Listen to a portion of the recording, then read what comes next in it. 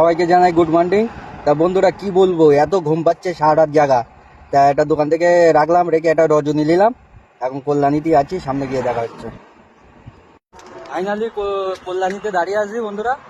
তা কি বলবো, এত ঘুম পাচ্ছে, মনে হয় এই গাড়ি থেকে নেমে। দেখো গাড়ির অবস্থা দেখো, মানে বৃষ্টি হয়েছে, তা এত নোংরা হয়েছে গাড়িটা বাড়ি গিয়ে ধুতে হবে। তা এই যে আমার পেছনে যে রাস্তাটা দেখতে পাচ্ছ, এইটা 34 নম্বরে গিয়েছে।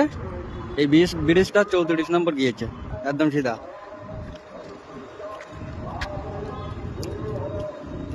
একদম কৃষ্ণনগরে চলে যাচ্ছে। তাহলে বিশাল ঘুম পাচ্ছিল বলে গাড়িটা রাখলাম। তা যাওয়া যাক তাহলে।